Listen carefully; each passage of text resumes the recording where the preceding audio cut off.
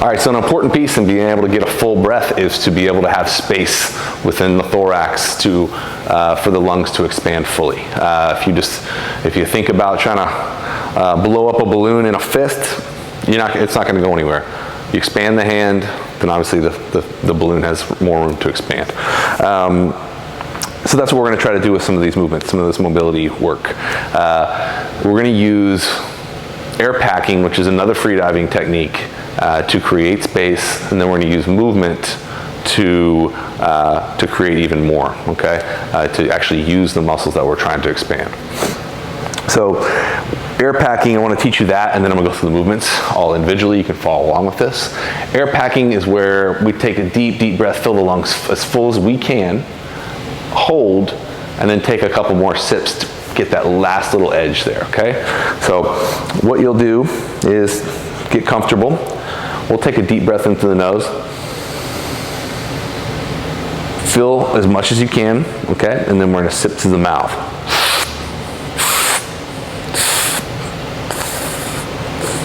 Until you can't get it anymore, and hold.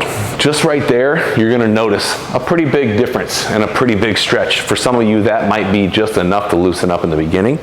But I want you to do a little experiment with it, just to see how important that is and how rigid breath can make and how much support it does for the spine. So you'll take that breath in, but first, before you do that, I want you to come out and exhale everything.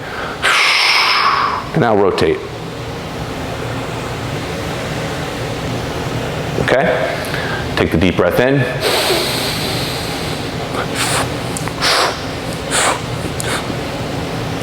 And now try to see the difference in the movement. You're going to see a lot of restriction. Now, obviously that's not great for rotational stuff. It's awesome when you're trying to stabilize the spine. It's awesome when you're trying to create space and mobility. Okay? So that is the breath that you're going to use during this. Each movement, what you're going to do is you're going to take that breath, you're going to hold, you're going to go through each movement until your air hunger reaches about 80%, okay? Not super strong, but enough that you'll get a few reps in. All right, when you get that exhale, do about 3 to 4 more reps with the breath exhaled, okay? You can even exhale through the movement with it, and I'll kind of demo that as I go. So the first one we're going to do was that movement I was just demoing. We're going to hold the breath and go through it. So it goes like this. Take a seat. You can sit in a Seiza position like this, or you can sit in lotus, but I want you to be able to have access to the upper body, to the thoracic spine, and I want the pelvis to be locked in place so there isn't a lot of rotation. We're really trying to focus in on this area, okay? So we'll take our breath. We'll sip, hold, and now one arm is going to push away across the body while the other arm pulls back, okay, like this. Okay, the lat is firing, so we're creating a lot of torque in the spine, all in the thoracic. So we're going through, I'm talking so I'm not holding, but you'll be holding through this. So let's pretend I'm holding right now. I'm going, pushing, get a nice big stretch. There's no rush, this isn't a fast thing. Okay, we're just going through and trying to hit that in range and hold it for a second, push. All right, now let's say I'm out of breath now, and I'm just gonna go, inhale to the middle. So now I'm using that exhale to collapse the lungs and create more torque, okay? So we used the lungs to make it more difficult, and now we're using the lungs to make it easier, okay? That is the first one. The second one we're gonna do is a cat-cow. Now, I don't know how they teach it in yoga. I think I've done yoga like twice. But we're gonna come into this all four position, creating a box. Now, the main pieces I want here are full push through the scaps and then tucking the pelvis. Really want to push through the scaps, and then I actually want to drop into the scaps.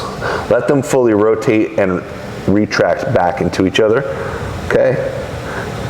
And now we're gonna create some lordosis. We're gonna get that butt sticking out, and then we're gonna reverse. Again, these are end ranges. We're trying to get to the full range of motion here and extend. Okay, so that's the motion.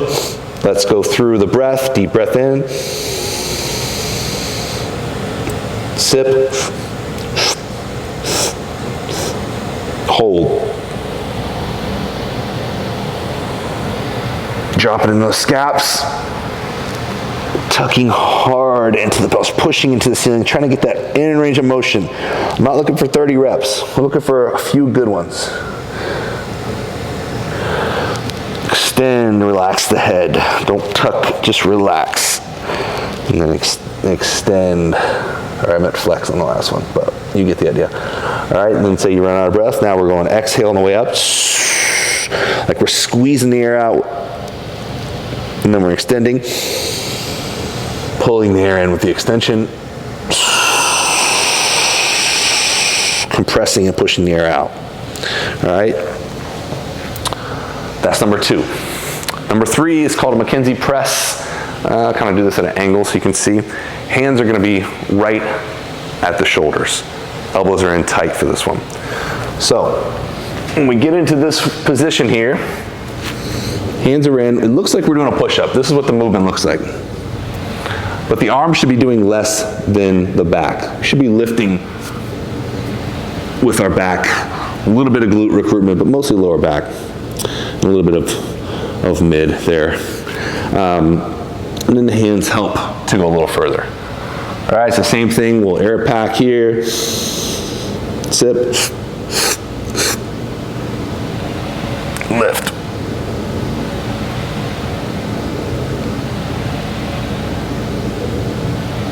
Exhale on the way down.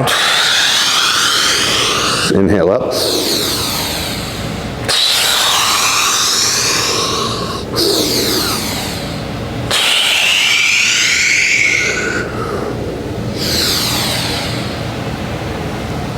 And that's the McKenzie press. All right, should be feeling loose by now. Now we're gonna go on to 2 more. One is just a lat stretch. We're gonna create some length. Basically from here all, you might feel it down to your knees sometimes, okay?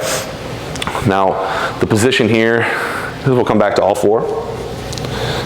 We'll cross the hand in front of the other hand. All right, and then we'll take that hand and plant it there. This arm stays locked. We're gonna take that breath, we're gonna pack, do your air packing, and then we're gonna sit back into it and try to pull that arm out of the socket. Don't rest it on the ground, lose a lot there. I want you to stay away like you're trying to really pull through and sit back towards those feet. You can rotate, try to feel, and then come back up, and do it again.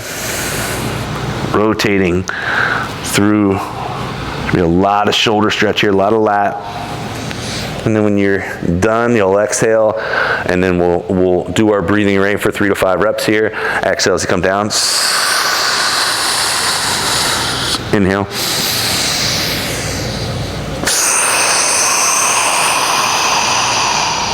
And then flip to the other side and do the other one. All right, so last on this series is gonna be a kick over. We're gonna try to hit a little bit lower in the spine by locking the thoracic in place. So we're gonna go down to the belly. I'm gonna try not to fuck my microphone up here, but we're gonna make a big T like this. All right, you're gonna do the same air pack. We're gonna take that breath in, pack, and now we're gonna kick over. As you kick over, I want you to imagine putting your heel to your hand. Okay, we go back to center, still holding, creating a big old stretch on that. Thoracic's moving a little bit as you see, but we're focused more on mid to lower here. All right. Then as you exhale and you come back to breathing, your breath is going to go exhale on the kick. Inhale middle.